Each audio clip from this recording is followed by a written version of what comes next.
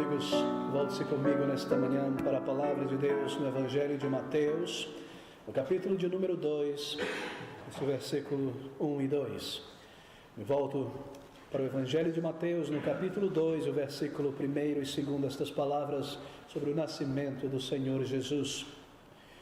E tendo nascido Jesus em Belém da Judeia, no tempo do rei Herodes, eis que uns magos vieram do Oriente a Jerusalém, dizendo: onde está aquele que é nascido rei dos judeus? Porque vimos a sua estrela no Oriente e viemos a adorá-lo. Bem, isso é a respeito de reações diante do nascimento do Salvador. Queridos, nesta manhã nós iremos considerar um período breve diante de nós. Esse que é o maior de todos os eventos na história do universo, desde a criação do mundo. Certamente maior que a criação do mundo. O nascimento do Salvador, o nascimento do Senhor Jesus Cristo. Que Deus devesse tomar um corpo e uma natureza humana e entrar no tempo e no espaço para ser o representante de seu povo e se tornar um conosco, Deus encarnado. Isso é tremendo, isso é maravilhoso, e cada oportunidade que nós temos de considerar o nascimento do Salvador é o momento de contemplar algo da glória, do amor e da misericórdia de Deus intervindo a este mundo para ser o nosso Salvador, o nosso representante. Bem, nós chegamos a este período do ano quando em nossa cultura é marcado o nascimento do Senhor Jesus Cristo. E o que eu gostaria de fazer nesta manhã, em cada oportunidade que nós temos, é de considerar, e agora de uma maneira expositiva e consecutiva, este segundo capítulo de Mateus. Nós prosseguiremos de uma maneira breve e contínua, observando estes eventos em torno do nascimento do Senhor Jesus Cristo. Bem, queridos, volte-se comigo para este primeiro versículo de Mateus. E tendo nascido Jesus em Belém da Judeia, no tempo do rei Herodes, eis que os magos vieram do Oriente a Jerusalém. Tendo nascido Jesus em Belém da Judeia. Você sabe, Belém de Judeia, havia uma outra Belém em Israel. Essa era Belém de Judeia, a parte sul de Israel, o norte chamado Israel, o sul chamado Judá. Uma pequena vila, a 7 quilômetros mais ou menos, da capital, da cidade de Jerusalém. E ali nasceria o Salvador. Você se recorda que Belém era a cidade de Davi, de seu pai, de seus avós. Jesus deveria ser um descendente de Davi e José era daquelas cercanias da cidade de Belém, na proximidade de Jerusalém. Nós lemos que eles descem, José e Maria, de Nazaré, não viviam ainda em Belém, mas estavam em Nazaré, no norte, junto à Galileia, para o sul. E Lucas nos diz no capítulo 2, em sua narrativa sobre o nascimento do Salvador, que era necessário que José e Maria descessem, ou melhor, subissem, já que era um caminho íngreme para Jerusalém, para a sua cidade natal, Belém, próximo a Jerusalém, para o censo, não é? Para a contagem populacional que César Augusto havia estabelecido. Essa fora a segunda entre duas grandes contagens populacionais daquele período do século I, e cada indivíduo deveria voltar à sua cidade de origem para ser contabilizada as suas posses e o número dos seus familiares que ainda viviam por ali. E nós recordamos que esse foi um momento importante na história da humanidade. E há muitos registros sobre estes censos, mas nós sabemos que através dessas grandes moções e decisões humanas, o Senhor cumpre os seus propósitos. E assim, por esta imposição do imperador César Augusto, para que todos, em todo o Império Romano, não somente em Israel, mas em todas as áreas onde Roma tinha o seu império, voltassem para suas cidades, para a contagem dos censos, foi neste momento que José e Maria deveriam descer, então, para Belém, para ali o Salvador nascer. E ali nasceria Jesus em Belém. E tendo nascido Jesus em Belém, para que se cumprisse, nós sabemos, a profecia de Miqueias, que está no capítulo 5, se você se voltar comigo por um minuto, no capítulo de número 5, versículo de número 2, nós lemos a respeito disso. E tu, Belém Efrata, posto que pequena entre as milhares de Judá, de ti me sairá o que governa em Israel, e cujas saídas são desde os tempos antigos, desde os dias da eternidade. Aqui está a profecia a respeito do nascimento do Salvador. Deveria ser em Belém, Belém Efrata, posto que pequeno entre as milhares, de ti me sairá o que governa, aquele que será rei entre o seu povo. E essa profecia foi cumprida de uma maneira literal E o Salvador deveria nascer em Belém. Bem, nascer, queridos, em sua humanidade em Belém, mas existente desde a eternidade, cujas saídas, nos diz Miqueias, são desde os tempos antigos, desde a eternidade. Se você abrir comigo em Lucas capítulo 2, no versículo de número 7, nós lemos ali que ele nasceria em uma estalagem. Observe comigo Lucas em sua narrativa, capítulo 2, versículo 7. E deu à luz a seu filho primogênito, e envolveu-o em panos e deitou-o numa manjedoura, porque não havia lugar para eles na estalagem. Muito interessante. Há certo número de informações folclóricas que foram criadas em tradições posteriores ao Novo Testamento, que de alguma maneira foram colocadas ou aderiram em nossas mentes ao nascimento do Salvador, mas que não são bíblicas. Deixe-me tentar apontar algumas delas. A Bíblia não diz que o Senhor Jesus Cristo nasceu em um curral. Ele não nasceu em um curral, em uma fazenda. Nem diz também que ele tenha nascido em uma grande, imensa estrebarias, onde muito gado, muitos cavalos são guardados ali no inverno, ou alimentados durante o verão, em uma fazenda, uma estalagem muito grande. Ele nasceu em uma estalagem pequena. Uma estalagem, você sabe, era uma espécie de alojamento para viajantes. Havia ali comidas que eram servidas, quartos para se dormir, refresco para o dia, para que aqueles que jornavam pudessem ter um descanso por algum tempo, pernoitar e então seguir por sua viagem. E José e Maria estavam de passagem por Belém. Eles não haveriam de plantar residência ali, eles tinham subido a Jerusalém para o censo. E nós lemos então que eles ficaram naquela estalagem.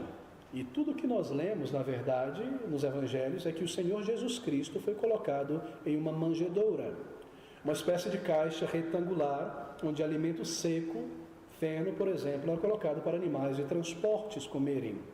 Aquela estalagem, aquela manjedoura pertencia à estalagem, e esse local onde os animais de transporte, jumentos, cavalos, ficavam num lugar protegido, era o meio de transporte daqueles viajantes e estava junto à estalagem, provavelmente no andar de baixo ou conectado à própria estalagem, tendo acesso às pessoas daquele lugar. Era um lugar seguro, era um lugar limpo, era um lugar para os animais passarem a noite e os seus donos e proprietários estarem ali dentro da estalagem. E o Senhor Jesus Cristo então nasceu naquela estalagem, mas porque não havia um quarto no local, então ele ficou no lugar onde os animais, junto com seus pais, descansariam, mas com acesso à estalagem, onde havia água quente para a higienização da criança e da mãe, onde havia panos e tecidos e alimento e algum auxílio. Assim é isso que a palavra de Deus nos ensina. Ele não nasceu numa fazenda, no meio de um curral. Tudo que nós lemos aqui é que ele foi colocado em uma manjedoura. E nós vemos aqui no versículo 1, que vieram a ele, de volta a Mateus capítulo 2, o nosso texto, que vieram então àquele lugar. Versículo 1 do capítulo 2, magos do Oriente. Tendo nascido Jesus em Belém de Judeia, no tempo do rei Herodes, eis que uns magos vieram do Oriente a Jerusalém. Muito interessante a palavra magos aqui. Eram astrólogos, na verdade. Mas não astrólogos como os astrólogos dos dias atuais, que leem uma peneira com a quantidade de búzios e coisas sobre horóscopos desse tipo. Eram membros de uma casta sacerdotal da Pérsia e da Babilônia. Era uma classe acadêmica, eram sacerdotes, eram eruditos, eram pessoas de grande conhecimento.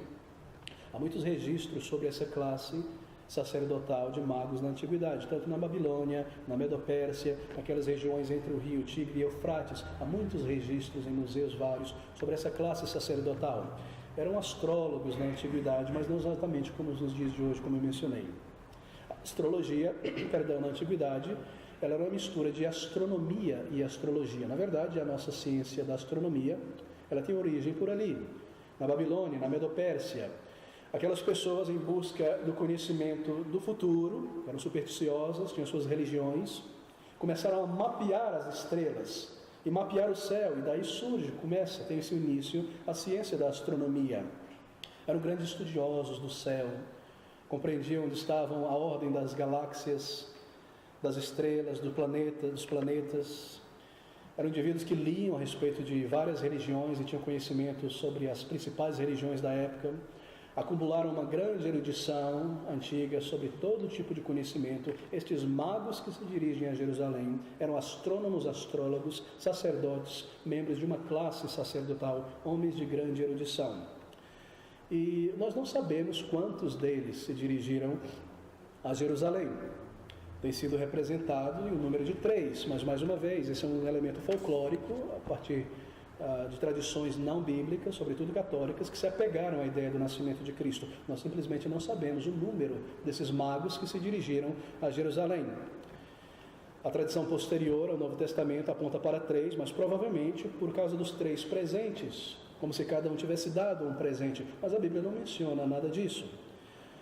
Tudo que nós lemos é que eles vieram e que presentearam o Salvador, mas muito provavelmente eram muito mais do que 3, 7, 8, 12. Primeiro porque eram homens ricos também, não poderiam viajar sozinhos carregando esses tesouros pelo deserto, onde haviam muitas tribos, muitos inimigos, pessoas eram assaltadas, provavelmente uma comitiva, provavelmente um número bem maior daqueles homens para chegar ali a Jerusalém, não somente 3. Eles não eram reis magos, a Bíblia não menciona também o título de reis. Também parte dessa tradição posterior que se apegou à ideia do nascimento do Salvador. Alguns pensam que as profecias do Antigo Testamento que dizem que reis se prostrarão diante do Senhor, que estes magos talvez fossem estes reis, mas é inconcebível, não está na Bíblia. Bem, querido, no entanto, de repente, no meio de suas pesquisas, no meio de seus estudos, o seu estudo é interrompido pelo aparecimento de uma estrela tão diferente no céu. Algo extraordinário acontecera. Aqueles homens já tinham naquela época mapeado todo o céu ali da Mesopotâmia. Eles conheciam a ordem das estrelas e os seus lugares. Cada planeta que era possível ser observado a olho nu e com aqueles instrumentos rústicos para a época ainda, de potencializar a visão, já existiam naquela época sim.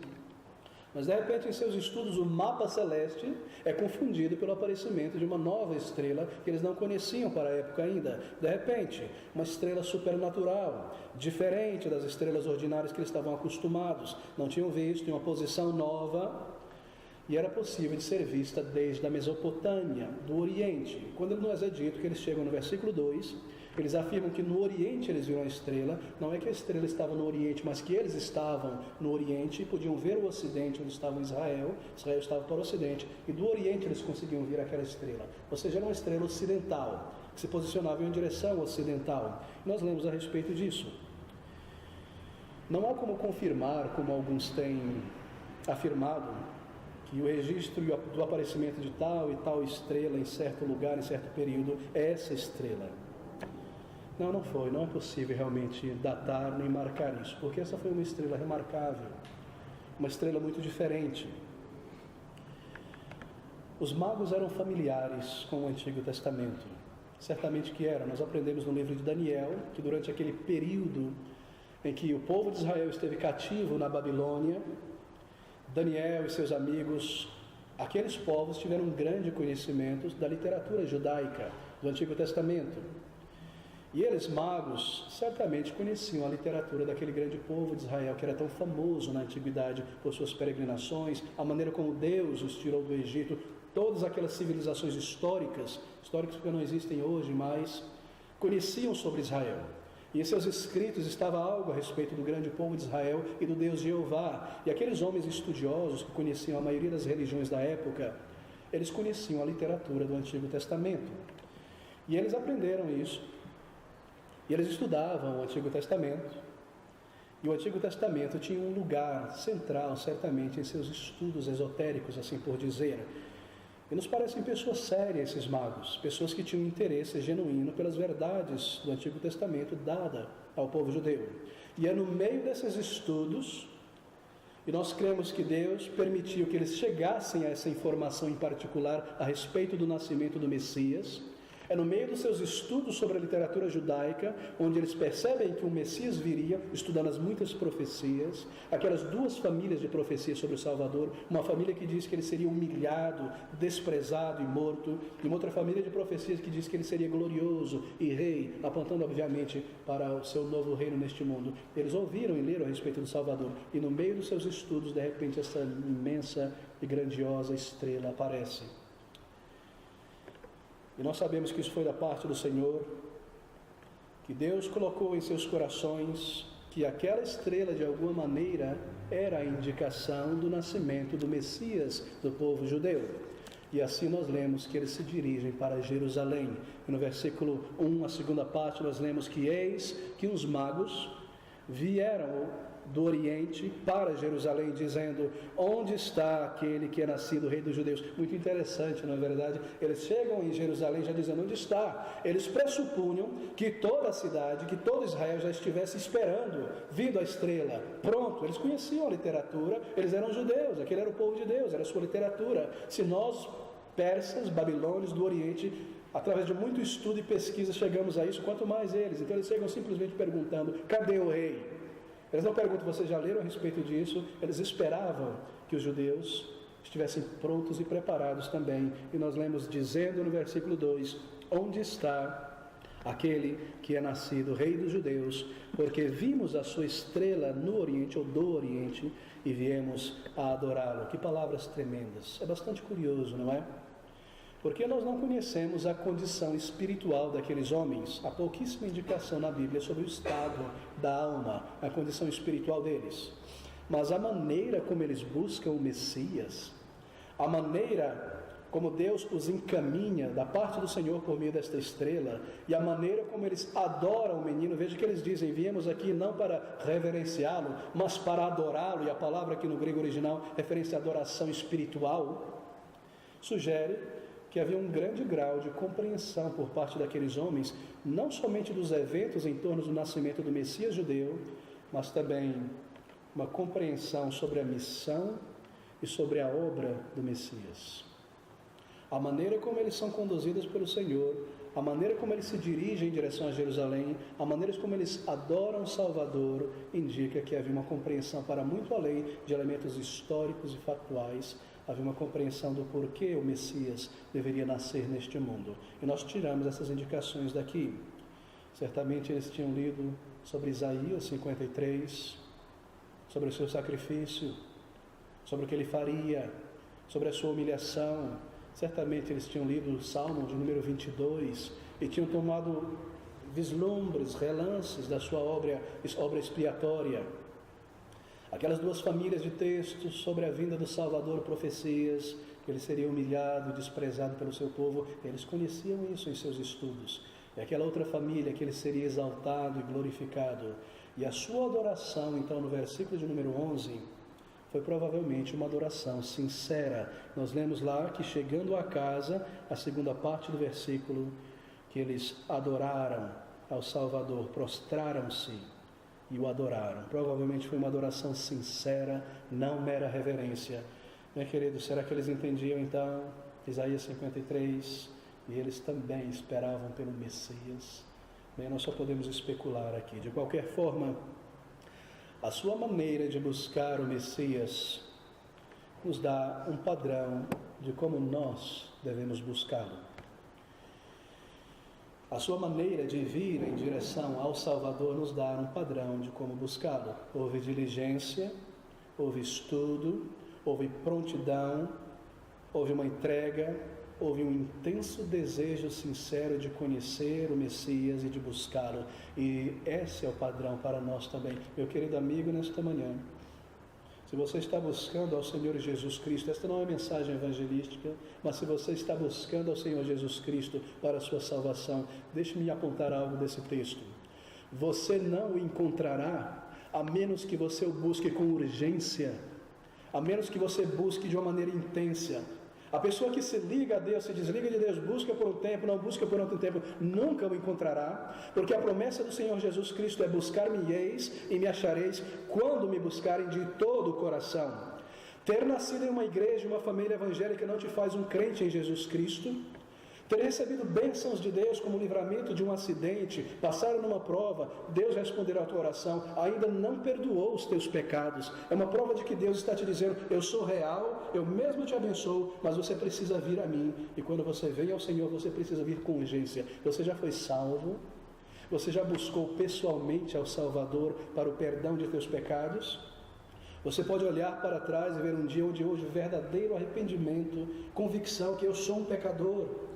e arrependimento diante do Senhor, não apenas um sentimento de remorso por coisas que eu fiz, mas arrependimento pelas minhas mentiras, pela minha imoralidade, por tudo aquilo que eu fiz de errado, e confissão diante do Senhor, e houve uma resposta de paz, houve certeza de perdão e vida eterna. Essa é a obra chamada na Bíblia de conversão, um nascer de novo, e tudo isso é precedido por uma busca intensa, um desejo real de ser salvo. Será que você pode identificar esse período de busca, de salvação?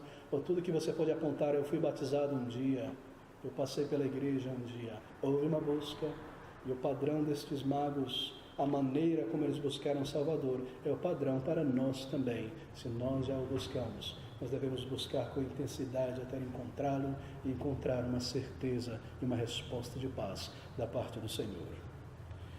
E nós vemos no versículo 3 que eles então chegaram a Jerusalém. E o rei Herodes, ouvindo isto, perturbou-se, e toda Jerusalém com ele. Ouvindo o que? Aquilo que nos é dito no versículo de número 2. Onde está aquele que é nascido rei dos judeus? Porque vimos a sua estrela no oriente e viemos adorá-lo. E o rei Herodes e toda Jerusalém, nós lemos, se perturbou diante disso. Bem, este é Herodes o Grande. Eu tenho certeza que você já ouviu falar sobre ele.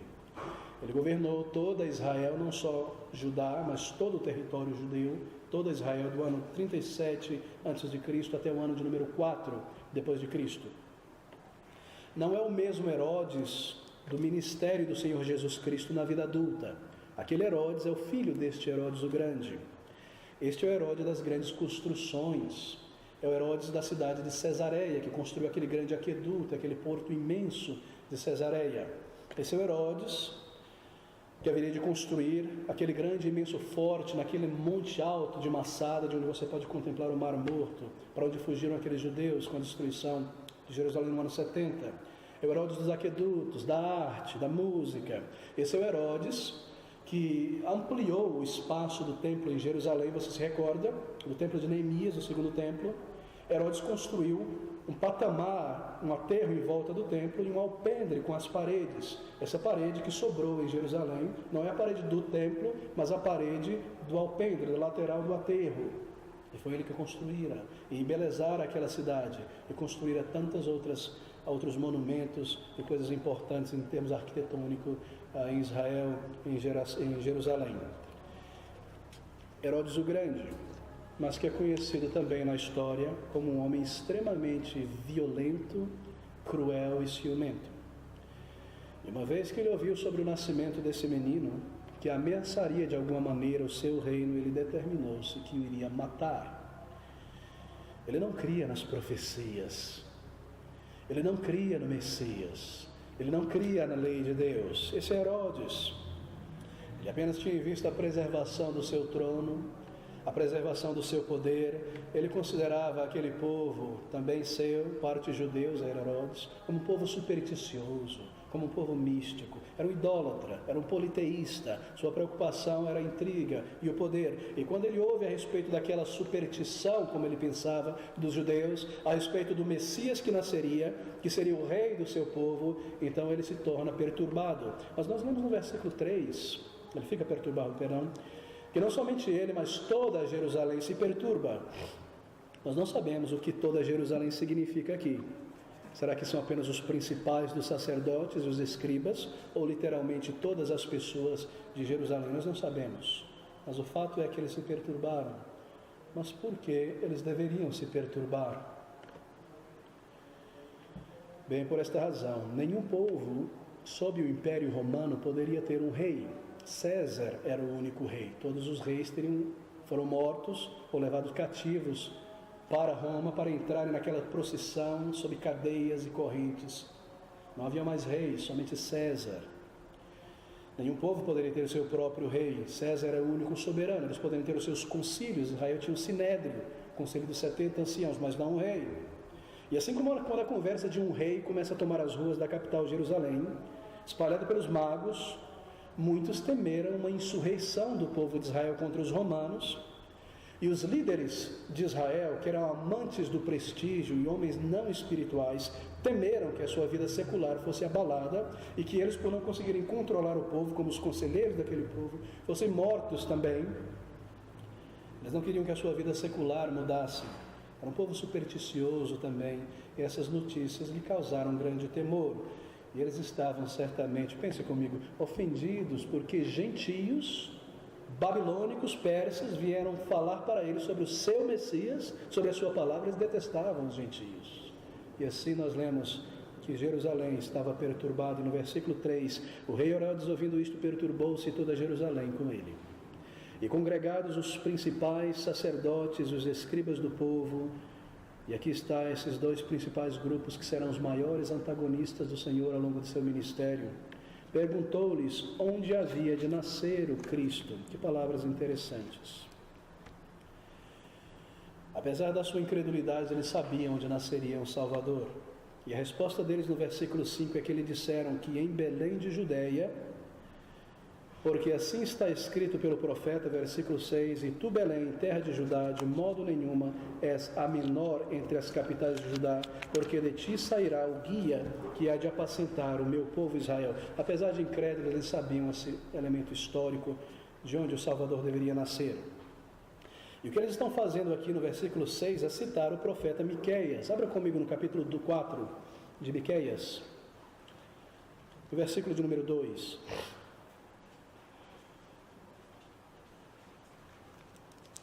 Na verdade, capítulo 5, versículo 2, página 997. E tu, Belém Efrata, posto que pequena entre os milhões ou milhares de Judá, de ti me sairá o governador em Israel, e cujas saídas são desde os tempos antigos, desde os dias da eternidade. Que versículo interessante, não é? Mas o mais chocante é a maneira como eles agiram. Observe comigo nesse versículo posterior, versículo número 7. Então Herodes, chamando-se secretamente os magos, inquiriu exatamente deles acerca do tempo em que a estrela lhes aparecera.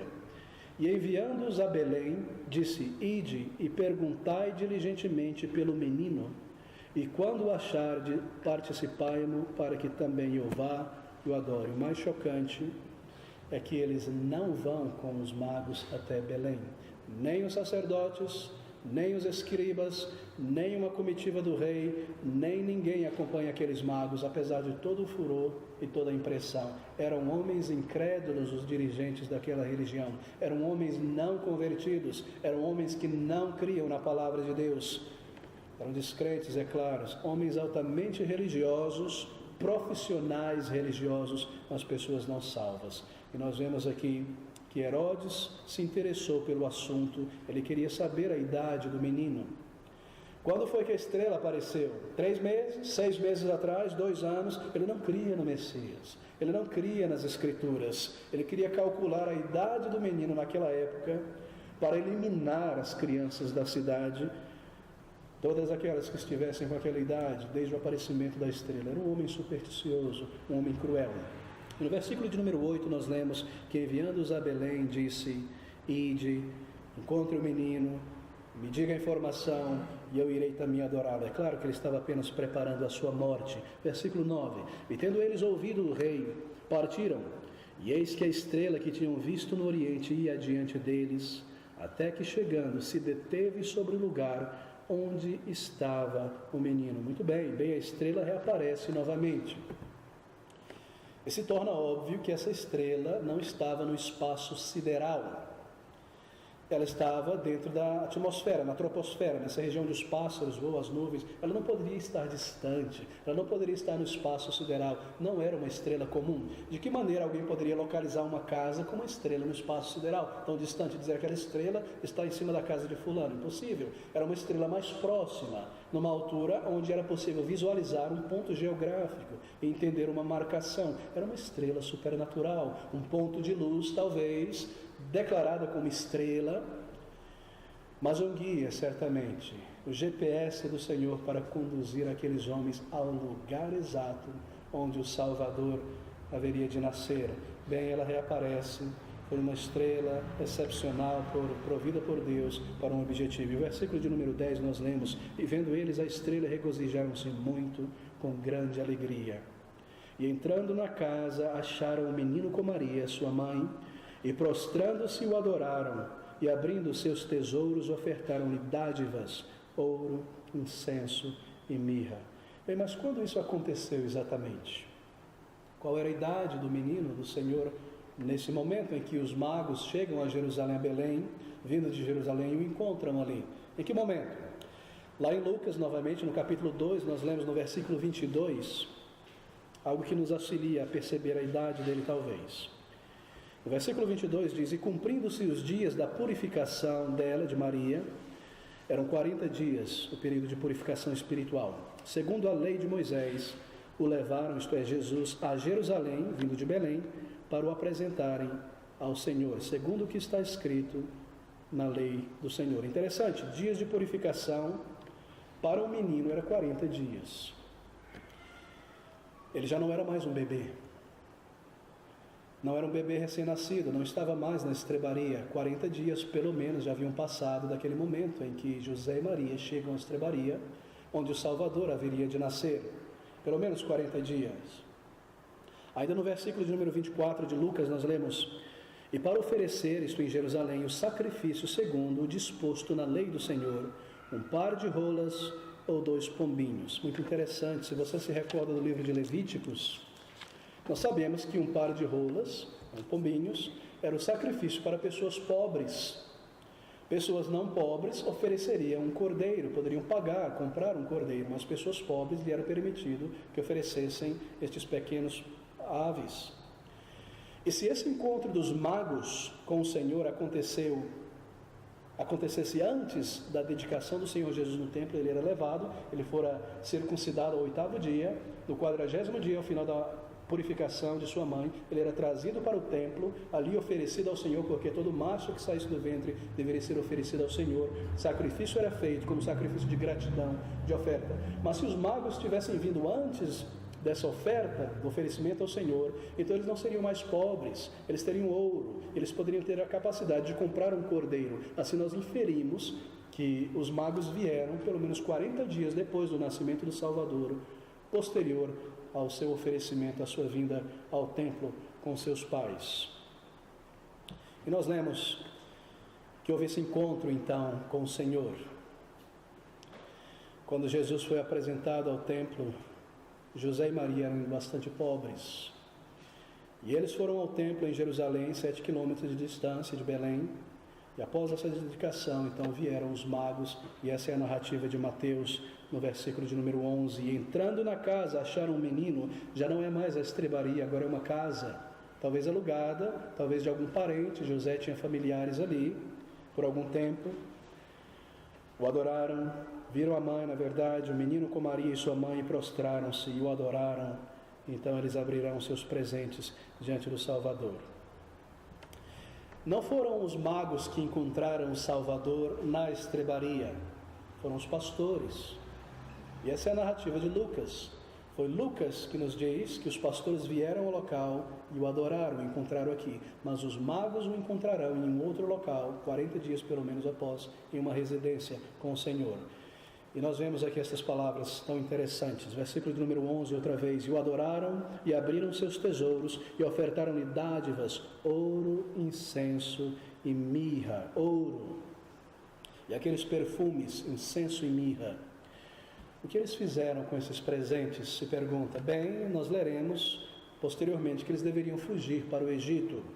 E nós cremos que as despesas para a fuga e estadia no Egito foram pagas por estes presentes, queridos. No versículo de número 13, e tendo eles se retirado, os magos, eis que o anjo do Senhor apareceu a José num sonho, dizendo: levanta-te, e toma o menino e sua mãe, e foge para o Egito, e demora-te lá até que eu te diga, porque Herodes há de procurar o menino para o matar. Nós não sabemos quanto tempo eles passaram no Egito, mas nós podemos inferir que foi por meio desses presentes que eles patrocinaram a sua estadia, o aluguel de uma residência, alimentos e tudo o que era necessário até retornarem para Israel. A viagem, o aluguel e tudo mais, todas as provisões. Queridos, cada passo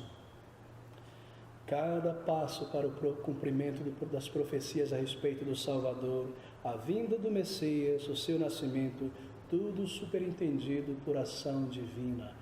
Cada passo, o lugar onde estariam, o momento onde nasceria, a viagem para o Egito, os recursos para pagar esta viagem, os presentes, Deus superintendendo cada passo desta jornada. Não há acidente, não há coincidência, nós vemos a mão do Senhor.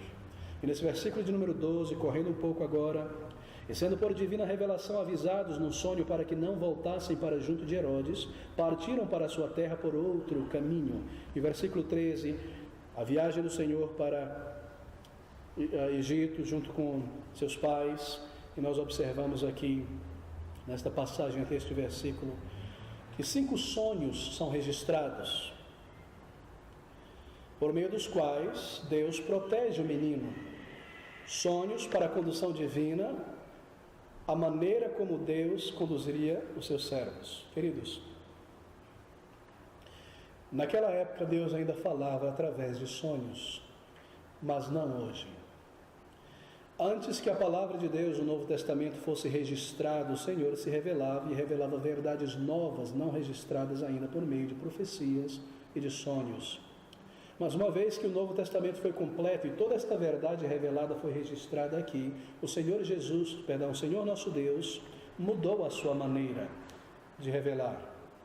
A revelação está agora contida na palavra e nós temos acesso a ela pelo estudo da palavra de Deus. A Bíblia é a régua de Deus, a medida completa da verdade revelada. E o Senhor Jesus Cristo declara isso em João 17, a tua palavra é a verdade. Vem apenas um parêntese importante aqui, mas aqui estão 5 registros desses sonhos.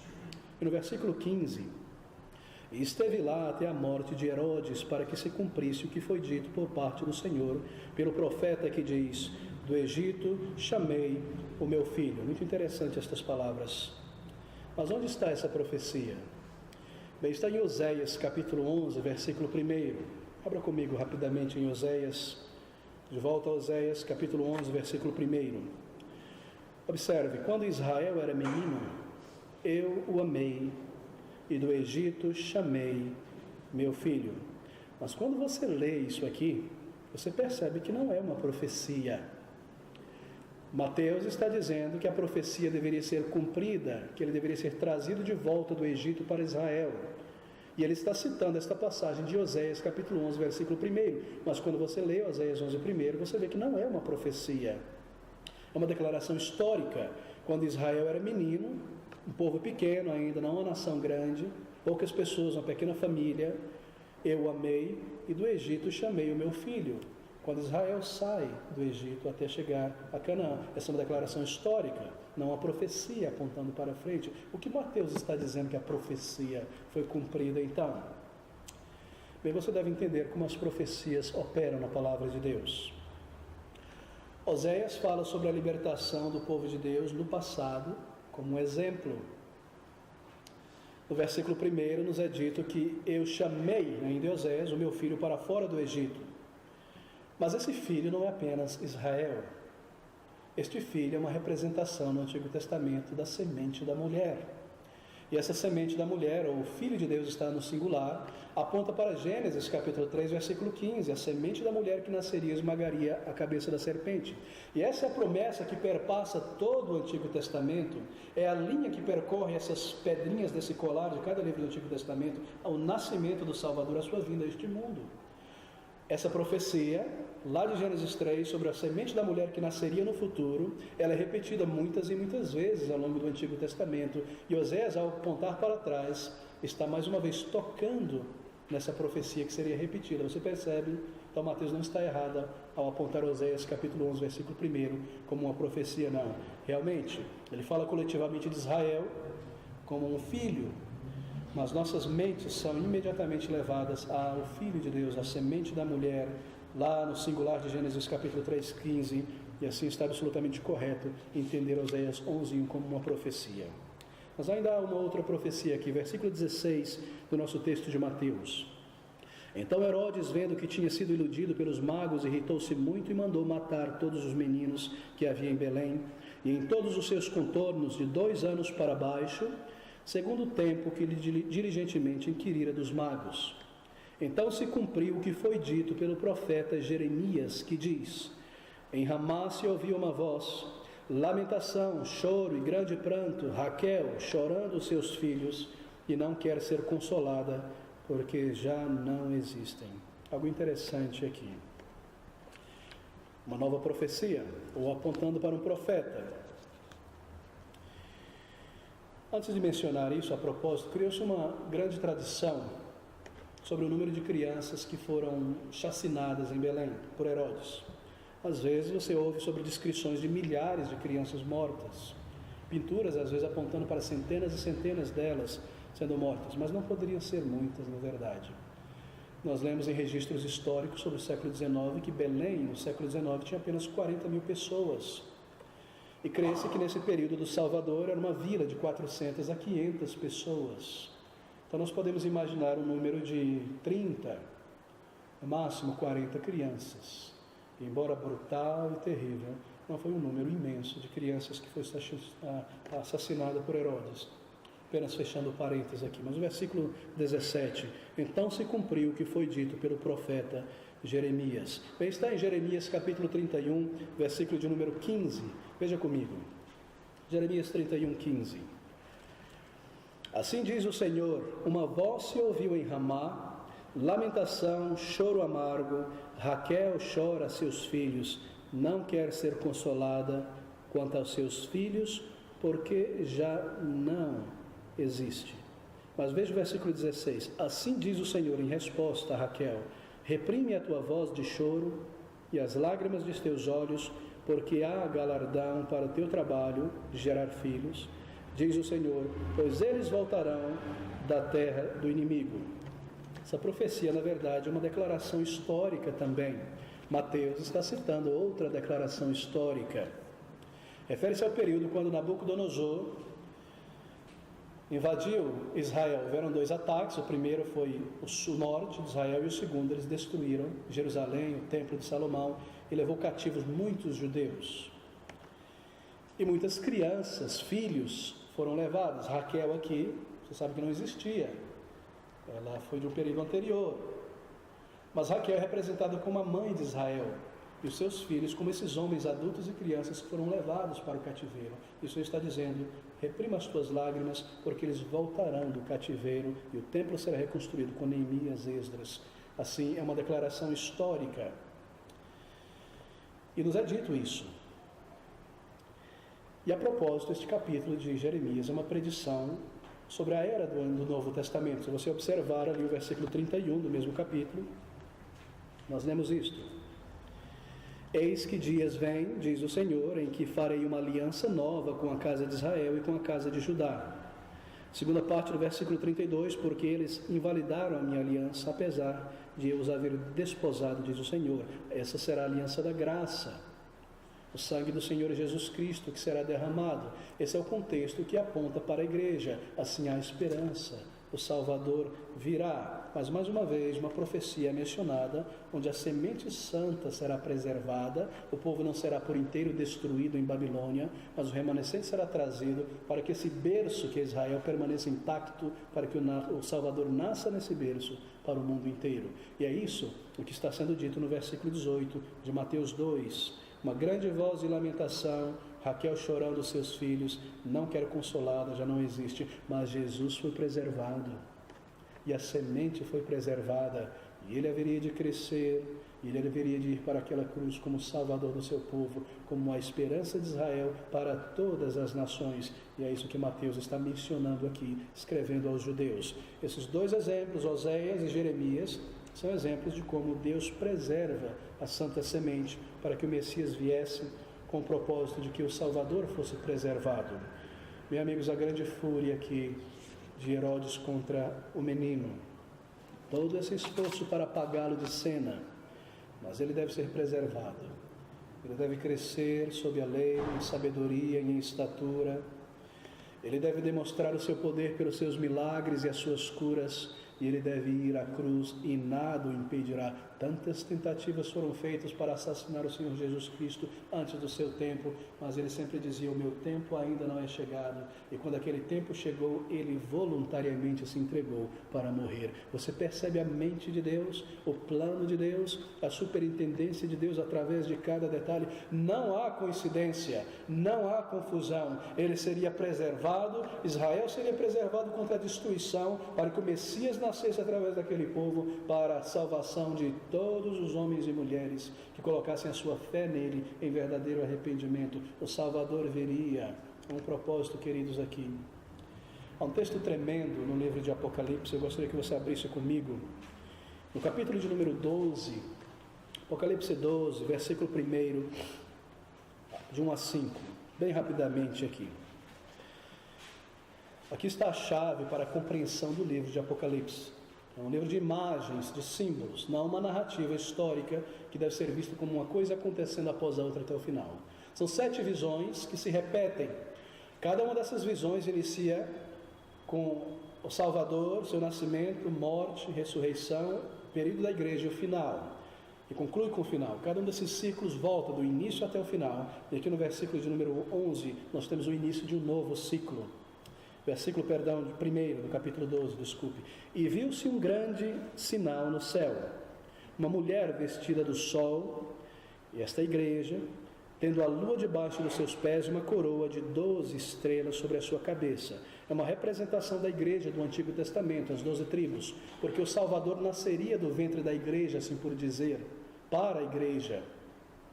E estava grávida, e com dores de parto, e gritava com ânsias de dar à luz. Maria, serva do Senhor, José também eram crentes. O Salvador nasceria da igreja. E viu-se outro sinal no céu, e eis que era um grande dragão vermelho que tinha 7 cabeças e 10 chifres, sobre suas cabeças 7 diademas. Satanás, o símbolo do seu poder e domínio sobre as nações. E a sua cauda levou após si terça parte das estrelas do céu, referente ao passado, quando ele caiu, e lançou-a sobre a terra, e o dragão agora parou diante da mulher que havia de dar à luz, diante da igreja, para que, dando à luz, lhe tragasse o filho. Israel deveria ser destruída para que o Salvador não nascesse. Por isso o Senhor a preservou Israel ao longo de toda a história, para que, dando à luz, a tragasse. Nós vemos como Satanás operou através de Herodes, para que no nascimento do Salvador fosse fulminado e fosse destruído. Herodes, insuflado por Satanás, e deu à luz um filho, versículo 5, homem, que há de reger todas as nações com vara de ferro, e o seu filho foi arrebatado para Deus e para o trono. Nesses poucos versículos está toda a obra, o nascimento do Salvador, sua vida, morte, ressurreição e sua ascensão ao céu para o trono de Deus. Tudo aqui está simbolizado nesta visão. Mas o nosso ponto aqui é este. Aqui está Satanás figurando como que esperando o nascimento do Messias para o destruir. Ele tentou destruir o Messias, tentando destruir a nação, o berço pelo qual ele nasceria no mundo tantas e tantas vezes. E esse, mais uma vez, é um cumprimento daquela profecia lá de Gênesis 3, a semente da mulher e a semente da serpente. E toda a história da humanidade é exatamente isso, esse confronto entre os filhos de Satanás, essas nações, querendo esmagar a semente, querendo destruir o povo pelo qual nasceria o Salvador. Toda a história é essa, este conflito. E o Senhor preservando aquele povo. Haviam crentes ali, pessoas salvas, Davi, Samuel e tantos outros crentes. Havia uma igreja dentro de Israel. Havia uma nação e uma igreja. E Deus preservando a igreja, o remanescente até o final. Essa luta entre a semente da mulher, assim por dizer, povo de Deus, e a semente da serpente, os filhos do maligno, nações ímpias e politeístas. E você às vezes perde o fôlego quando você vê que Israel está quase dizimada e consumida e tomada por ídolos, mas o Senhor preservaria o seu povo até o final, até que o Salvador viesse. Ele nasceria, e ele seria protegido, e aquela serpente haveria de morder o seu calcanhar. E realmente mordeu quando Satanás, assim por dizer, conseguiu insuflar o povo para levar à crucificação do Salvador. Seu calcanhar foi mordido, mas pela sua morte ele esmagou a cabeça da serpente, como nos diz a promessa de Gênesis capítulo 3. A superintendência de Deus em todas as coisas. E é isso que o mesmo João está registrando aqui nesse capítulo 12 de Apocalipse. Satanás inspirando a inveja, a brutalidade de Herodes. Mas quando Cristo aparece, ele é protegido e liberto, como nós vimos na narrativa de Mateus. Ele cumpriria tudo o que haveria de realizar. Ele consumaria a sua obra, seus planos e propósitos para a sua igreja seriam cumpridos. Vem de volta a Mateus, no versículo de número 19, agora em nosso texto, para corrermos para a conclusão. Essas palavras, morto porém Herodes. Meus queridos, você para ponderar quando você lê a Bíblia. Veja o que Mateus está dizendo, ele escreve isso de propósito. Morto, porém, Herodes, que palavras! Aquele que desejava matar, está agora ele próprio morto, prestando contas diante de Deus. Morto, porém, Herodes, eis que o anjo do Senhor aparece num sonho a José no Egito, dizendo: levanta-te, toma o menino. Que palavras tão tremendas. Versículo de número 23. E chegou e habitou numa cidade, eles voltam do Egito, chamada Nazaré, para que se cumprisse o que foi dito pelos profetas, ele será chamado Nazareno. Bem, o versículo 21 e 22 narra o retorno de José do Egito para Israel. Herodes o Grande já estava morto, ascende ao poder os seus 3 filhos, Filipe, Arquelau e o terceiro, e aquele território que era dominado por Herodes, todo Israel agora é dividido em 3 partes. Então José ouve que no lugar de seu pai, em Jerusalém, estava seu filho, e ele decide então ir para a Galiléia, voltar para a cidade onde eles estavam antes de vir para o censo, para Jerusalém. E é isso que Mateus está dizendo. Chegando, habitou numa cidade chamada Nazaré, para que se cumprisse então essa profecia, ele será chamado Nazaré. Mas quando você procura essa profecia no Antigo Testamento, você não a encontra. Não há no Antigo Testamento uma profecia dizendo ele será chamado Nazareno. Não há uma profecia. Mas há profecias que dizem que ele será desprezado, que ele será renegado, que ele será humilhado. E são essas as profecias que apontam para ele como Nazareno, como de Nazaré. Você se recorda que Nazaré era uma vila desprezada entre os judeus, obscura, muito próximo aos gentios. Galiléia, onde passava via mares, não é? Aquela estrada que vinha da Ásia para a Mesopotâmia e descia para o Egito. Tantos gentios fazendo comércio em Cafarnaum naquele período. Era muito um espaço de borda com os gentios. Era um lugar desprezado, Nazaré, Galiléia e toda aquela região.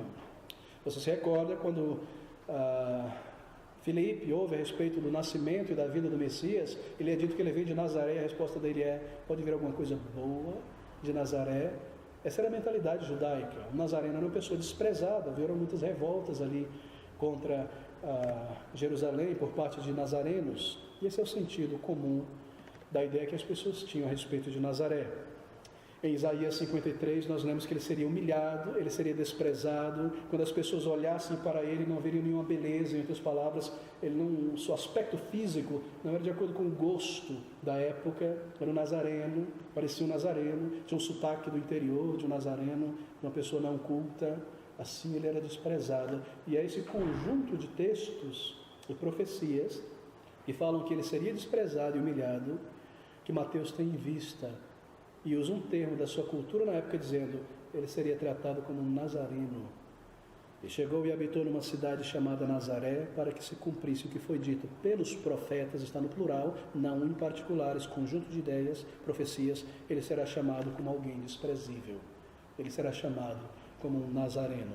Oh, amigos, esse é um capítulo fascinante, não é? Tremendo esse capítulo. Sobre o nascimento de Cristo, os eventos que se cumprem em torno do seu nascimento. Deixe-me concluir aqui com o versículo de número 11. Volte-se comigo para o versículo 11. Estes presentes dos magos. E entrando na casa, acharam um menino com Maria, sua mãe, e prostrando-se, no ato de adoração, o adoraram e, abrindo seus tesouros, ofertaram-lhe dádivas, ouro, incenso e mirra. Bem, você sabe, esses 3 presentes representam algo a respeito do Salvador. Eles reconhecem, os magos, e creem nas profecias do Antigo Testamento que ele seria um rei. Onde está o rei dos judeus? Cada presente possui um significado específico e apropriado para o Salvador. Aqui estão, nesse versículo 11, 3 símbolos de sua obra e do seu ministério. Ouro, representando a sua realeza, Rei dos reis e Senhor.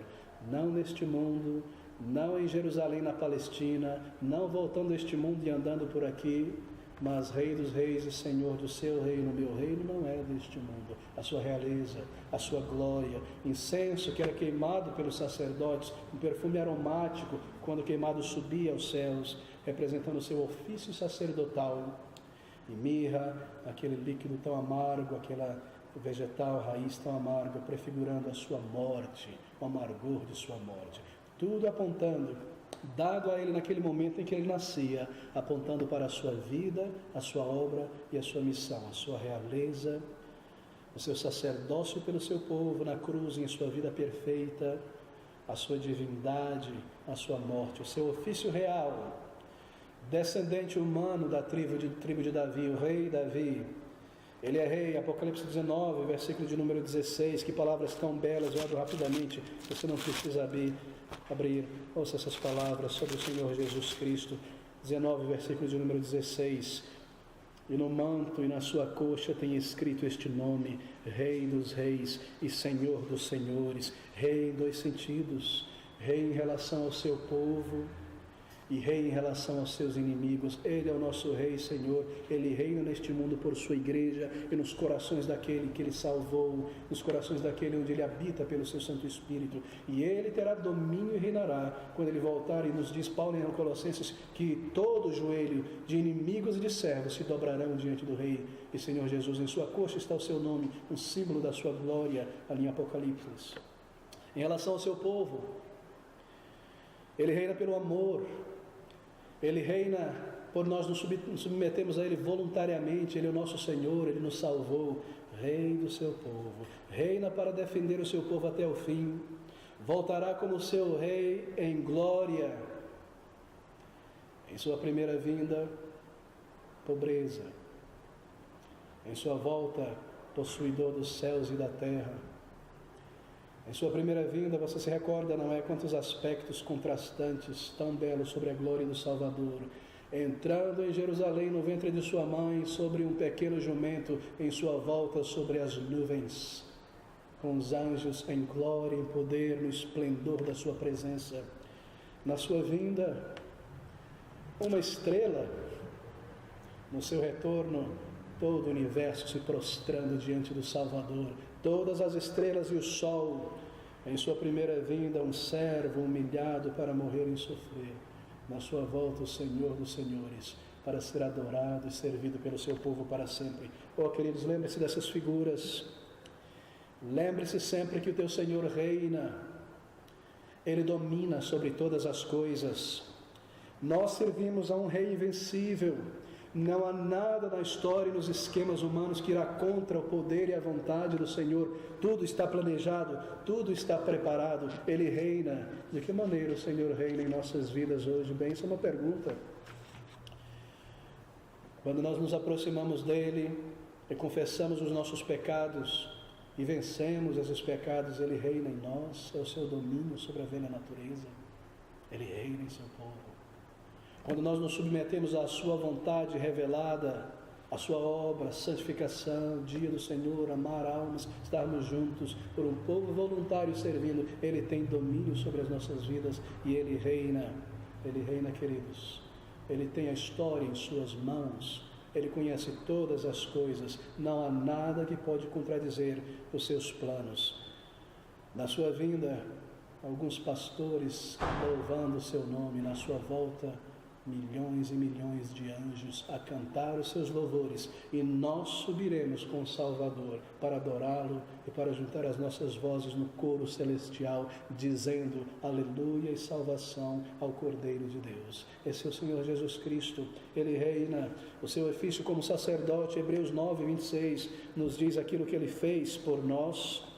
Lá no versículo de número 26 nos é dito que de outra maneira necessário lhe fora padecer muitas vezes desde a fundação do mundo, mas agora na consumação dos séculos, uma vez se manifestou para aniquilar o pecado pelo sacrifício de si mesmo, um mediador entre Deus e os homens, ofereceu a si mesmo, entregou-se a si mesmo para satisfazer a lei de Deus. Você se recorda?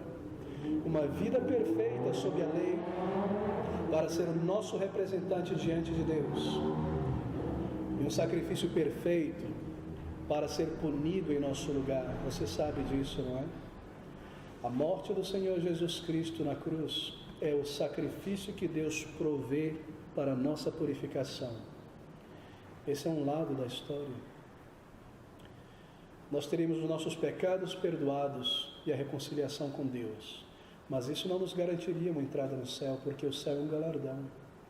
Mas por sua vida perfeita, sob a lei, sem jamais quebrar, pelos seus méritos, um galardão acreditado a nós. Vida perfeita, sacrifício aceitável, o nosso perdão, a nossa reconciliação e o céu para o seu povo pela sua vida perfeita, sem jamais pecar.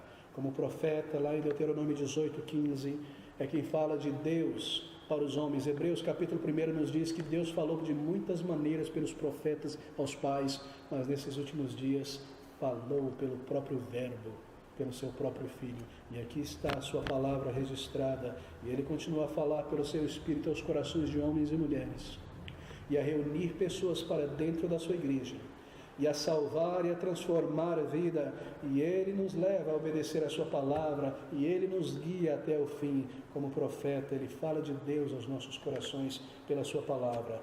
Mirra não aponta necessariamente para um ofício profético, mas fala de sua humanidade, mas fala de seu sofrimento, verdadeiramente homem. Parecia-se um judeu, falava como um judeu, com o sotaque de uma região, cansou-se à beira do poço, precisou dormir no barco, precisou pedir por água, verdadeiramente humano.